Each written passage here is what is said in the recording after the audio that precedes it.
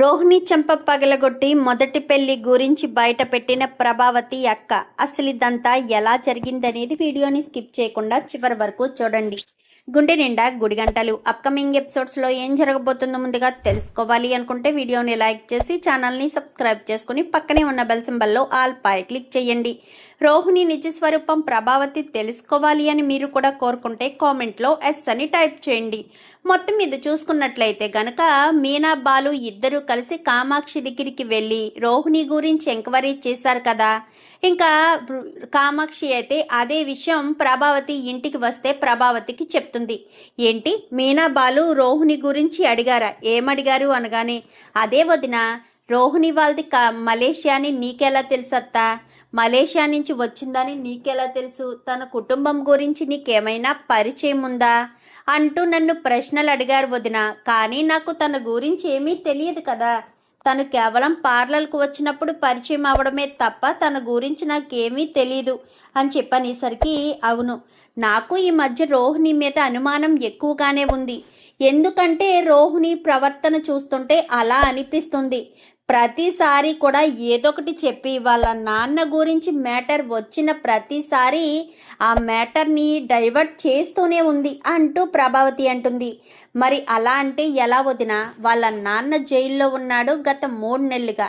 మరి రోహిణి ఒక్కసారి కూడా మలేషియా పోలేదు, పైగా వెళ్తాను అని కూడా చెప్పలేదు. మరి అలాంటి తప్పుడు మనము కూడా ఆలోచించాలి కదా. బాలు మీనాకు వచ్చిన అనుమానమే నీకు కూడా రావాలి కదా వదిన అంటూ మాట్లాడేసరికి, అదే నాకు అనిపిస్తుంది. నిజంగానే రోహిణిది మలేషియానా, లేక మలేషియాని అబద్ధాలు చెప్పి మోసం చేస్తుందా అని అనుమానంగానే ఉంది. ఎప్పుడు వాళ్ళ నాన్నకు ఫోన్ చేయమని చెప్పినా ఫోన్ చేయదు, వాళ్ళ మామయ్యకి ఫోన్ చేయమని చెప్పినా ఫోన్ చేయదు. వాళ్ళ నాన్నేమో జైల్లో ఉన్నాడు అంటూ ఇప్పుడు సాకు చెప్తుంది. ఇంతకు ముందేమో బిజీగా ఉంటాడు, ఫోన్ లిఫ్ట్ చేయడు, నాకో ఎప్పుడో చూసి చేస్తాడు అంటూ మాట దాటేసింది. తర్వాత వీళ్ళు రమ్మని చెప్పగానే ఆ నల్లపూసల ఫంక్షన్ అప్పుడేమో జైల్లో పెట్టారు అంటూ ఏదో చెప్పింది. పోనీ మనోజ్ నువ్వు వెళ్ళి రండి అంటే అది కూడా చేయదు. ఏంటో నాకేం అర్థం కావట్లేదు తన ప్రవర్తన చూస్తుంటే. అసలు తను నీకు ఎలా పరిచయం ఏంటొదినా? ఒకరోజు నాకు ఇక్కడికి వచ్చింది, అప్పుడు నువ్వు వచ్చావు, ఇద్దరు మాట్లాడుకున్నారు. మలేషియా అది ఇదంటే ఇంకా నువ్వు కూడా మనోజ్కి ఇచ్చి పెళ్లి చేస్తే బాగుంటుందని నువ్వు కూడా అనుకుని ఇద్దరు కలిసి పెళ్లి చేశారు. దానికి నేనేం చెయ్యాలి? మధ్య వ్యక్తిని ఏమన్నా నేనా? కేవలం నా ఇంటికి వచ్చినప్పుడు నువ్వు పలకరించుకున్నావు, మాట్లాడుకున్నావు, అంతేగాని ఇదన్నీ నాకు తెలియదు కదా వదినా అని చెప్పనేసరికి, ఇప్పుడు ఏంటొదినా ఏమంటావు? రోహిణి గురించి నీకేం తెలియదు అంటావా అని చెప్పి ప్రభావతి అనగానే, అవును వదిన, నాకేం తెలీదు అని చెప్పి ఇంకా కామాక్షి కాస్త తప్పించుకుంటుంది. నాకు తెలిసి రోహిణి మోసం చేస్తుందని అనిపిస్తుంది.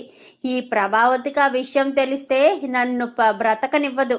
నేను కొంచెం ఈ విషయంలో దూరంగా ఉండి తప్పించుకోకపోతే ఏదో ఒక రోజు నాకు ఖచ్చితంగా ముప్పు ఏర్పడుతుంది అని చెప్పి ఇంకా కామాక్షి కాస్త తన మనసులో అనుకుంటుంది. ఉండదునా, కాఫీ తీసుకొస్తాను అని వంటగదిలోకి వెళ్ళిపోతుంది. ప్రభావతి ఒంటరిగా కూర్చుని ఆలోచిస్తూ ఉంటుంది. ఏదేమైనా సరే రోహిణి గురించి నిజాన్ని బయట పెట్టాలి.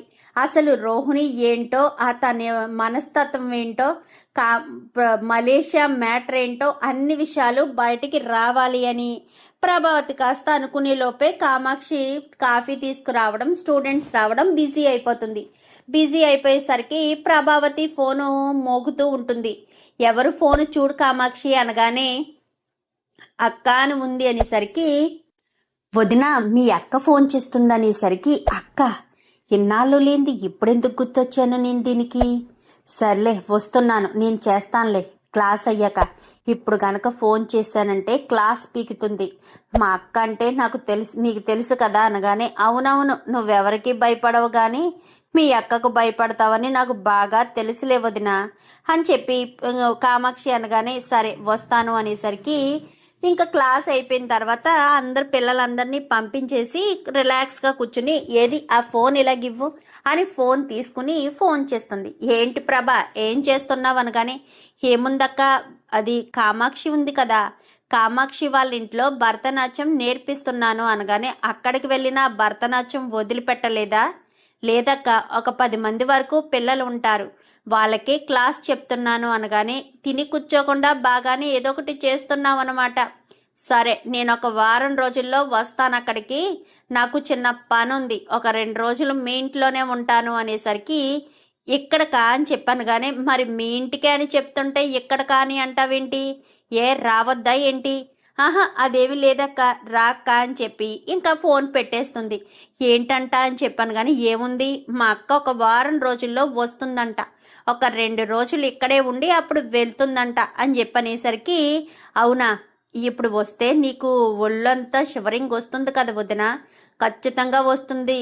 ఖచ్చితంగా తను ఉన్న 2 రోజులు నేను వణుకుతూ ఉండడమే. నోట్లో బెల్లం ముక్కో లేకపోతే సైలెంట్గా ఉండకపోతే మామూలుగా ఉండదు. ఇంట్లో ఉత్తి కారేస్తుంది.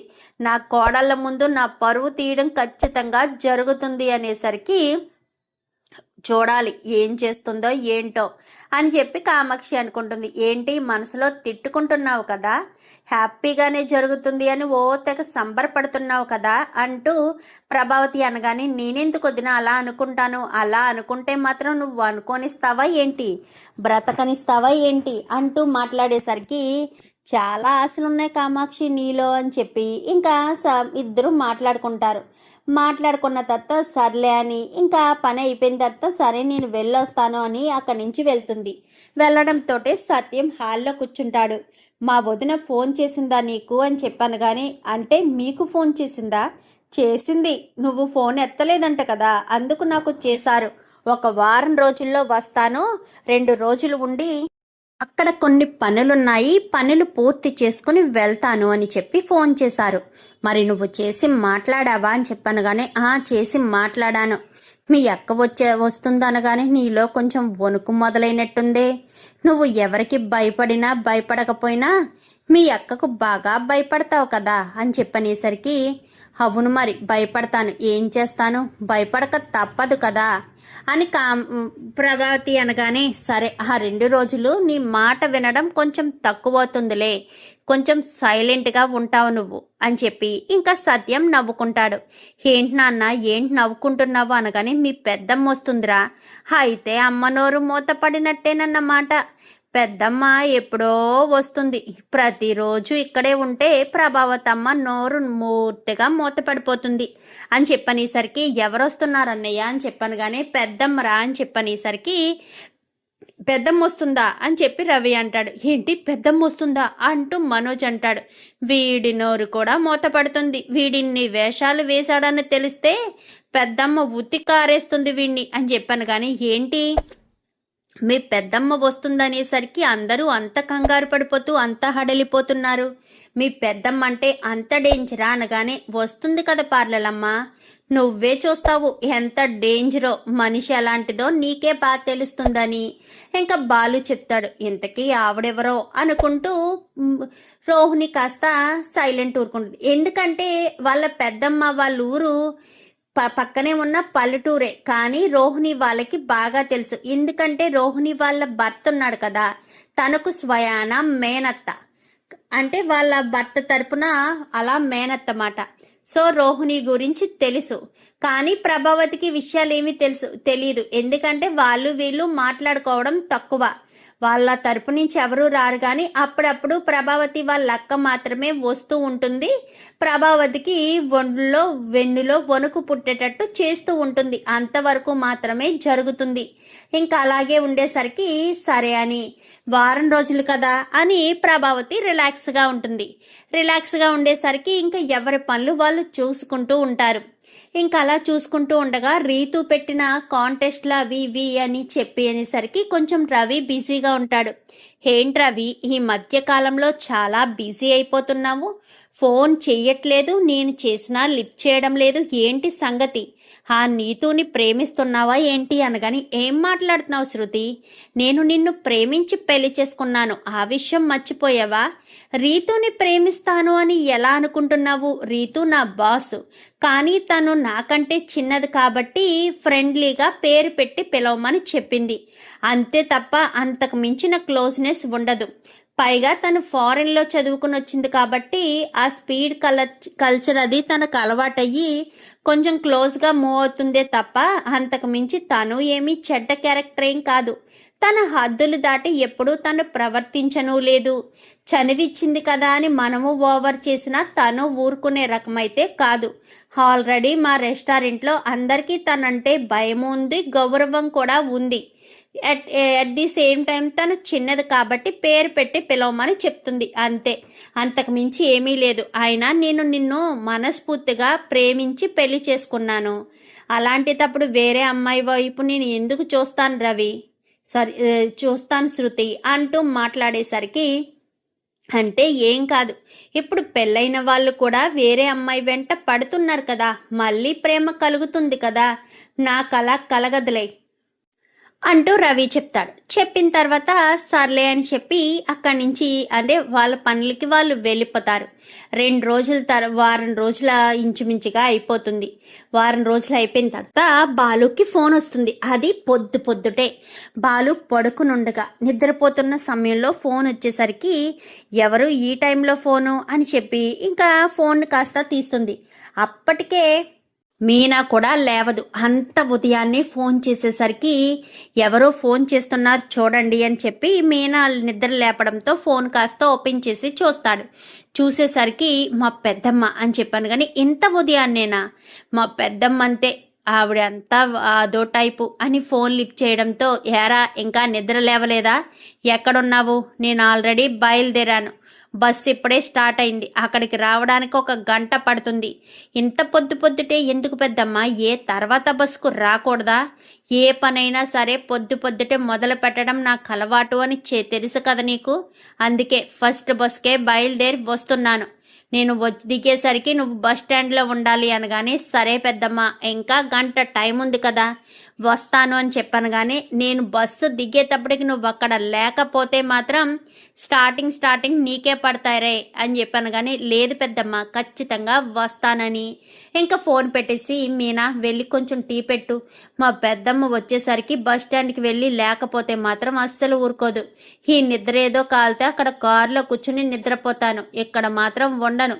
ఏ మాత్రం కునికి పట్టేసిందే అనుకో ఇంకా మా పెద్దమ్మ చేతిలో ఫస్ట్ బలయ్యేది నేనే అని చెప్పనేసరికి, ఇంతకీ ఎవరావిడ అంతా హడలిపోతున్నారేంటి అందరూ కూడా, చూద్దాం ఆవిడ ఎలాంటి మనిషో అనుకుంటూ ఇంకా మీనా వెళ్ళి కాఫీ పెట్టి తీసుకొచ్చి బాలుకిస్తుంది. ఏరా బాలు ఇంత ఉదయాన్నే లేచావేంట్రా, అప్పుడే లేవవు కదా, ఏం చేయమంటావు, మీ వదిన గారు ఫోన్ చేసి ఆల్రెడీ స్టార్ట్ అయ్యాను అని చెప్పిందాను. కానీ ఏంటి వదిన వచ్చేస్తుందా అని చెప్పాను. కానీ అవును ఆల్రెడీ బస్సు ఎక్కిందంట, 1 గంట అవుతుంది, నేను బస్ స్టాండ్కి వెళ్ళి ఆవిడ బస్సు స్టాండ్లో కాలు పెట్టేలోపు నేను లేకపోతే మాత్రం మొదటి బడితే పూజ నాకేనంటాను. కానీ వెళ్ళు అని, ప్రభా మీ అక్క వచ్చేస్తుంది అని చెప్పనేసరికి, ఇంత ఉదయాన్నేనా, మీ అక్క సంగతి తెలుసు కదా, పొద్దుటే మొదలు పెడుతుంది, పొద్దుటే బయలుదేరి వస్తుందని, వెళ్ళు మనోజుని రోహిణిని అందరిని నిద్రలేపి రెడీ అవ్వమను, లేదంటే మాత్రం తర్వాత నీ ఇష్టం, మొత్తం వీళ్ళందరి తరపున నీకు పడతాయి, ఎందుకంటే నువ్వే అత్తగారివి కదా అని చెప్పాను. కానీ సరే అని ప్రభావతి కాస్త లేచి ఇంకా మనోజ్ని నిద్రలేపుతూ ఉంటే అలాగ సుమారు 1/2 గంట పట్టేస్తుంది. మిగిలిన వాళ్ళని కూడా నిద్రలేపి రెడీ అయ్యి కిందకి రండి, మా అక్క వచ్చిందంటే ఎవరిని కూడా వదిలిపెట్టదు, నీవిడున్న 2 రోజులు కొంచెం నిద్ర తగ్గించుకోండి, తొందరగా నిద్రపోండి అని చెప్పాను. కానీ సరే అని ఇంకా అందరూ బద్ధకంగా టీ అని కాఫీ అని ఇంకా మీనాని అడుగుతూ ఉండడం, ఒక్కొక్కరికి పెడుతూ బయట వాకలు తుడిచి కల్లాపు వేసి ముగ్గు పెట్టడం చేస్తూ ఉంటుంది. చేస్తూ ఉండేసరికి కరెక్ట్గా బాలు వచ్చేస్తుంది మా పెద్దమ్మ అని మీనాకు ఫోన్ చేస్తాడు. సరే అని ఇంకా అందరికీ కూడా అలర్ట్ ఇస్తుంది. ఆవిడ ఆల్రెడీ బస్ స్టాండ్లో దిగిందంట, 10 నిమిషాల్లో ఇంటికి వచ్చేస్తారు, తర్వాత మీ ఇష్టం అని చెప్పాను. కానీ ఇంకా అందరు కూడా రెడీ అయిపోయి హాల్లో ఉంటారు. ఉండేసరికి ఆవిడ కాస్త గుమ్మం ముందు దిగడంతో గుమ్మం ముందు ఉన్న ముగ్గుని చూసి తెగ సంతోషపడుతుంది. ఎవర్రా వేసింది, నీ పెళ్ళమే కదా అని చెప్పాను. కానీ అవును పెద్దమ్మ, నాకు తెలుసురా వేసేది నీ భార్య అన్న విషయం, నాకంతా కూడా మా అత్తగారు చెప్పిందిలే మీ నానమ్మ అని చెప్పనేసరికి ఇంకా సరే అని పద లోపలికని ఇంకా లోపలికి అడుగు పెడుతుంది. పెట్టేసరికి చూస్తే ఇంచుమించుగా ప్రభావతి పోలికలే ఉంటాయి. కానీ ఆవిడ కొంచెం సన్నగా ఉంటుంది, ప్రభావతి కొంచెం ఫేస్ అది గుండ్రంగా గుమ్మడికాయలా ఉంటుంది. ఈవిడ ఫేస్ కొంచెం సన్నంగా పొడుగ్గా ఉంటుంది, కోలగా ఉండేసరికి మీరు అచ్చం మా ఆంటీలాగే ఉన్నారే అంటూ శృతి మాట్లాడుతుంది.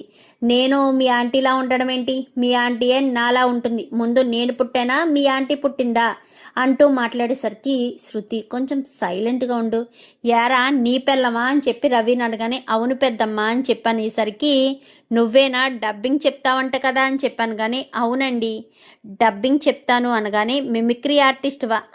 కాదండి, సీరియల్లో డబ్బింగ్ చెప్తానంతే, మిమిక్రీ ఆర్టిస్ట్ని కాదు.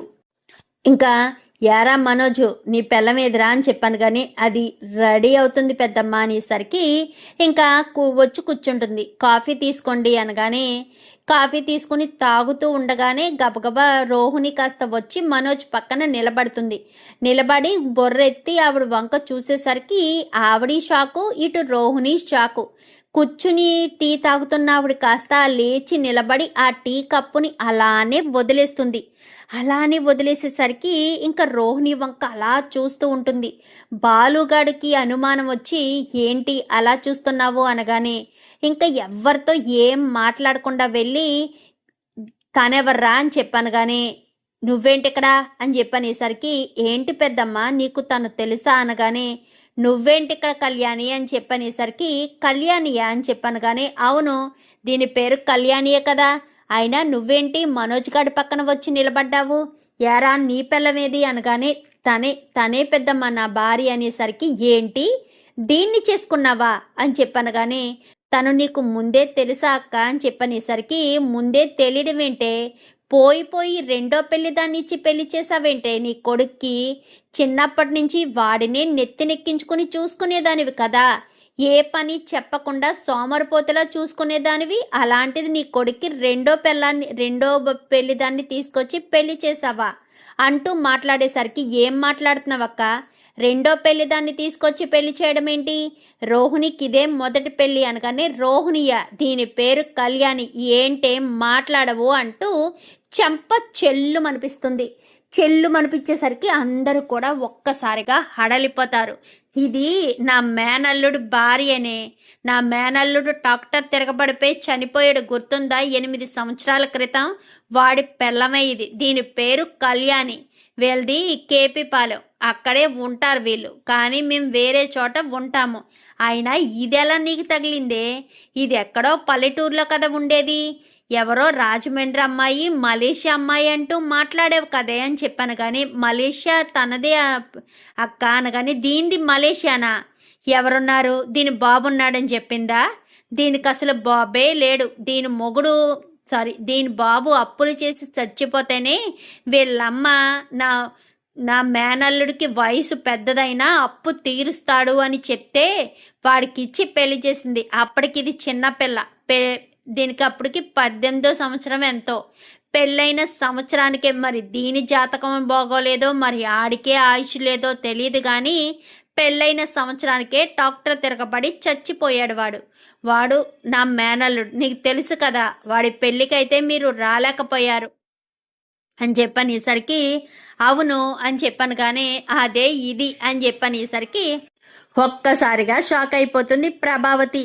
నీవు చెప్తుంటే నమ్మలేకపోతున్నాను, ఏంటే నోరు విప్పి సమాధానం చెప్పవేంటి అంటూ 2 బుగ్గలు పట్టుకుని ఇలా నొక్కి పడేస్తుంది. చెప్పేసరికి అది అనగానే చెప్పే, నోరు విప్పి సమాధానం చెప్పు, ఏ నోరు పడిపోయిందా ఏంటి, చెప్పు నీ పేరేంటి అది చెప్పు అని చెప్పనేసరికి అది నా పేరు అంటూ మాట్లాడడంతో ఓ మీనా ఇప్పుడు అర్థమైందా, పార్లలమ్మ విషయం, అది మ్యాటర్ ఏంటంటే ఇది మ్యాటరు అని చెప్పి మొత్తం విషయం అంతా చెప్తుంది. ఇది నీకు ఎలా పరిచయం అయిందే, దీనికి మలేషియాలో ఎవరు ఉండడం ఏంటి, దీనికి ఉన్నది దీని అమ్మ, దీనికి ఒక కొడుకు ఉన్నాడు, ఆడికే 9వ సంవత్సరం, వాడు ఎక్కడో చదువుతున్నాడని నేను విన్నాను, వాణ్ణి నేను ఎప్పుడప్పుడు కనిపిస్తే వాళ్ళమ్మ కనబడి మాట్లాడుతూ ఉంటుంది, అయినా వాళ్ళ ఊర్లో ఉండట్లేదంట కదా, రాజమండ్రిలో ఎక్కడో ఉంటున్నారని చెప్పింది. మొన్న ఒక రోజు నేను ఊళ్ళోకి వెళ్తే అక్కడ వాళ్ళు చెప్పారు ఇక్కడ ఉండట్లేదు రోహిణి, వాళ్ళ అమ్మను కూడా అక్కడికే తీసుకెళ్ళిపోయింది కళ్యాణి అని చెప్పుకొచ్చారు అనేసరికి అవునా దీని గురించి నాకు పూర్తిగా తెలియదక్క అనగానే, తెలియకుండా అలా ఎలా ఎద్దు మొత్త అవతారంలా పెళ్లి చేసేసావే, అసలు అలా ఎలా ఆలోచించగలిగావు, ఇది ఏంటో దీని గురించి నీకు తెలీదా ఏంటి, ఇది ఎలాంటిదో నీకు తెలీదా అంటూ మాట్లాడేసరికి, ఏమో వదిన గారు, రోహిణి సారీ ప్రభావతియే దాని కొడుక్కిచ్చి పెళ్లి చేసుకుంది, మనకేం సంబంధం లేదు, ఎందుకంటే తన విషయంలో నేను కలక చేసుకోలేదు, ఏమైనా అన్నా కానించి మళ్ళీ నా కొడుకు అంటూ మాట్లాడుతూ ఉంటుంది కదా, అందుకోసమనే నేను ఇంకేం మాట్లాడలేదు అనేసరికి, ఇది జరిగిన విషయం అని మొత్తం విషయం అంతా కూడా చెప్పుకొచ్చేసరికి అందరు కూడా ఆశ్చర్యపోతారు. నేను ముందు నుంచి పార్లలమ్మ గురించి ఏదో ఉంది అని అనుకుంటూనే ఉన్నాను, అసలు విషయం ఇదన్నమాట, ఎంత జరిగిందన్నమాట, ఇన్ని విషయాలు దాచిపెట్టింది పార్లలమ్మ, ఇన్ని విషయాలు దాచిపెట్టావా, ఎంత మోసం చేశావు, మా మనోజ్ గాడు మోసపోయాడు నిన్ను నమ్మి, అంటే మలేషియాలో అనగానే, ఇంకా మలేషియా అంటావేంటి ప్రభా, తనకు అసలు తండ్రే లేడు అంటుంటే మలేషియా అంటావేంటి, మీ అక్క అంతా వివరించి మరీ చెప్తుంది కదా తన గురించి, ఇది అని మొత్తం వివరించి చెప్తుంటే ఇంకా నువ్వు మలేషియా ఇది అని మాట్లాడతావేంటి ప్రభా, నీకు అసలు బుద్ధి జ్ఞానం ఏమైనా ఉందా, మీ అక్క చెప్పేది నీకేమన్నా బుర్రకెక్కుతుందా అంటూ మాట్లాడేసరికి, ఏమోనండి నాకేం అర్థం కావట్లేదు, రోహిణి ఎన్నో విషయాలు చెప్పింది, తన పేరు అబద్ధమని ఇప్పుడు తెలుస్తుంది, తను చెప్పిందంతా అబద్ధమని ఇప్పుడు తెలుస్తుంది, ఏంటో నాకేమీ అర్థం కాని పరిస్థితిలో,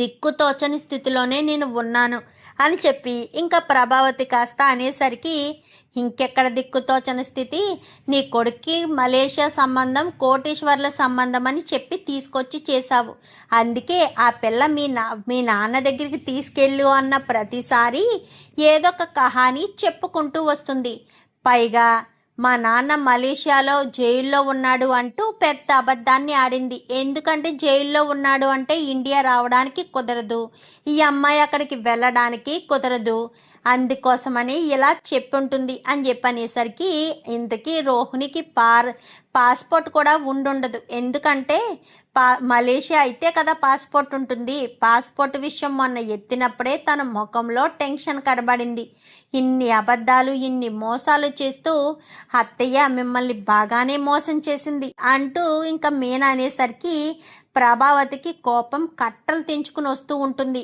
ఎందుకంటే అందరి ముందు ప్రభావతి ఫూల్ అయిపోయింది కదా, అందరి ముందు ప్రభావతిని మోసం చేసిన ఒక మోసగత్తిలా రోహిణి నిలబడిపోయింది, అందుకోసమనే రోహిణి అలా తప్పు చేయడం వల్లే ప్రభావతికి చాలా కోపం వచ్చి, ఇంకా రోహిణిని చితక మతక అంటే ఇంకా చెంపలు వాచేలా కొట్టేసేసరికి, నువ్వు ఉండు ప్రభా, ఏంటమ్మా ఏంటిదంతా, అసలు ఎంత మోసం ఎందుకు చేయాలనిపించింది, మేము ఏం అన్యాయం చేశామమ్మా, నా కొడుకు ఏం తప్పు చేశాడు, నీ పట్ల తప్పుగా ప్రవర్తించాడా, నిన్నేదైనా మోసం చేస్తే నువ్వు ఇలా అబద్ధం చెప్పి మా ఇంటి కోడలవయ్యావా, నా కొడుకు మోసపోయేవాడే తప్ప మోసం చేసేవాడు కాదు, మరి అలాంటిది వాడిని ఎందుకింత అన్యాయం చేశావు, వాడు కానీ నా భార్య కానీ నిన్ను ఎంతలా నమ్మారు, ఎప్పటికీ మలేషియా అంటూ నా భార్య నిన్ను వెనకేసుకొస్తూనే ఉండేది కదా, ఇంట్లో ఏ పని చెప్పకుండాను, ఇంట్లో నువ్వే పెద్ద కోడలివి, ఇంటి బాధ్యతని నీకే అప్పగించాలి అని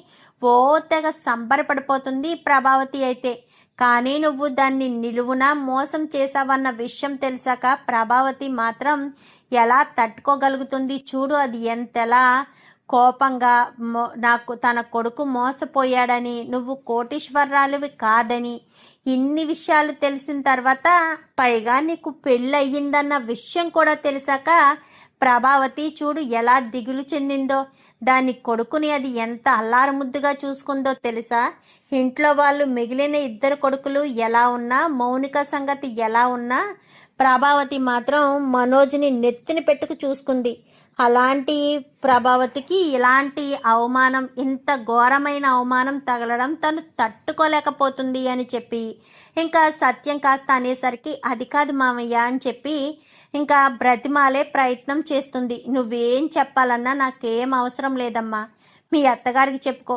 నాకే సంబంధం లేదు అని చెప్పి మా సత్యం కాస్త తప్పుకుంటాడు. మరి ఇప్పుడు ప్రభావతి రోహిణి విషయంలో ఎలాంటి పనులు చేస్తుందనేది రాబోయే ఎపిసోడ్స్లో చూసి తెలుసుకునేద్దాం. మా వీడియో కనుక మీకు నచ్చినట్లయితే వీడియోని లైక్ చేసి ఛానల్ని సబ్స్క్రైబ్ చేసుకొని పక్కనే ఉన్న బెల్ సింబల్లో ఆల్ పై క్లిక్ చేయండి. Thank you for watching.